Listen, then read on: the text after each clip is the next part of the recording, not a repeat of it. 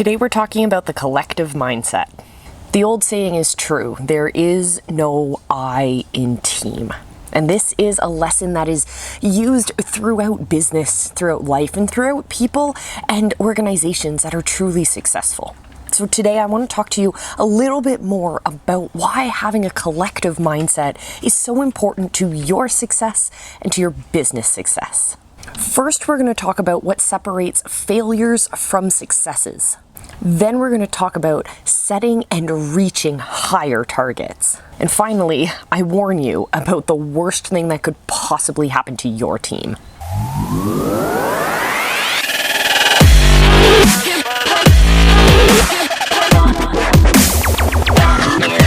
So first off, a collective mindset is the understanding that we as each individual are part of something way bigger than ourselves. And understanding our little actions, our little part in the bigger movement is what's going to kind of solidify that success for us. Because when we realize that we aren't the ones who have to make all the change ourselves, feels a little bit nicer. It takes a little bit of that burden off of us. And when we realize that we can create organizations, communities, companies full of people who have that same shared identity as being one of many, that's when we can start to see waves of success coming into our organizations. So what does this look like in your actual company? If you're a small business owner, if you're a digital entrepreneur, what does this look like for your business? Well, setting up the organizational language of success is important because what you're doing is setting a foundation, letting everyone know that within this organization, we believe in success, and this is how success is defined. It's kind of like having an organizational manifesto that outlines what it means, how it is defined in your organization. How do you define success? Seriously, I'm curious, how do you define success? Let me know down in the comments below. So when it comes down to our organizations and our businesses, we need to make sure that we have not only set the definition of what it means to be successful, but we have to have standards in order to hold our individual members accountable for their actions and their workload. So maybe you haven't been setting the foundation in your company or in your team just yet. Well, you're going to encounter a lovely phase of cultural change. This is where you're going to feel like maybe your team is pushing back against you a little bit, but if you give them the opportunity to be part of that redefinition, be part of that change, they'll feel like they're part of the team. They're part of the process. You'll get a lot more buy-in and you'll get a heck of a lot less resistance. And for organizations that have been doing this for a little bit, when it comes to creating those definitions of what success means, we also need to make sure that we keep ourselves as managers and as supervisors and as coaches accountable to our team members in hoping and working towards their success as well. So this means you create the definition of what success is. You set that standard. You make sure that everyone on your team understands what that standard is, and then you hold them accountable to that standard. When they don't meet that benchmark and they're not performing at the level that you're expecting, or they're over or underperforming their colleagues, you have the ability to step in and coach them through and to that standard. If they still can't meet that standard, well, then it's time to say, well, maybe you're not a fit for this culture.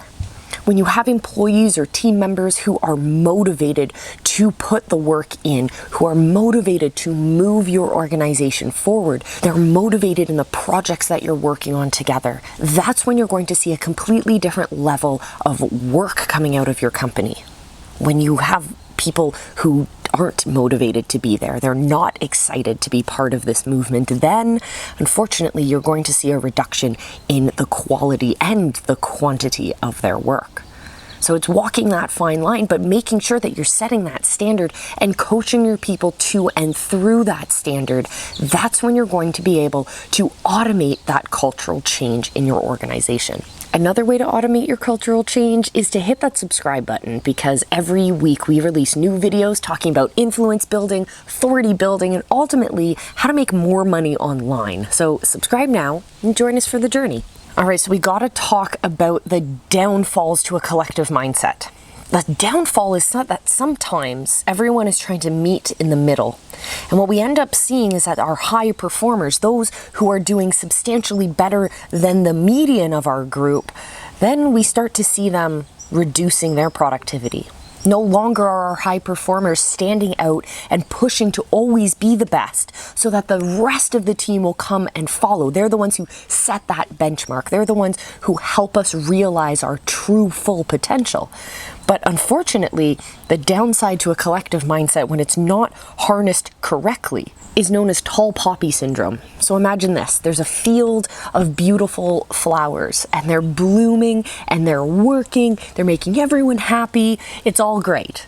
And then these poppies stand up from the main. And then you look around and you see that every so often we have a tall poppy, a poppy that stands up above the crowd, catches your attention. It draws all of the attention from everyone around them. And those are the ones that are usually picked first. Those are the ones that are usually chopped off because they don't meet the standard, because they stand out too much. So tall poppy syndrome in your organization could mean the loss of your best employees. They may find their way out of your organization because they're not being met with an appropriate challenge. They might also leave your organization because they don't fit the culture.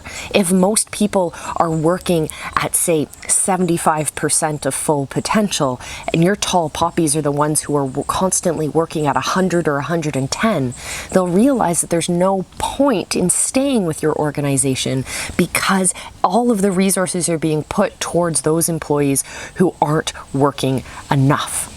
You're going to lose your best performers. You're going to lose your most innovative idea generators. You're going to lose your hardest workers, most creative thinkers. You're going to lose the heart of your organization. So when you step into creating a more cultural mindset, a more inclusive mindset, a more collective mindset in your organization, make sure that you're also accounting for those who perform on the outskirts.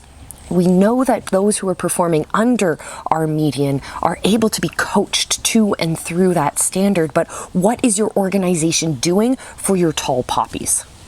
Let me know down in the comments because I want to see what your thoughts are. Where are you in your business journey? Let me know down below. Don't forget to subscribe, and I will see you in our next video. But until then, check out one of these videos. I think you'll like them.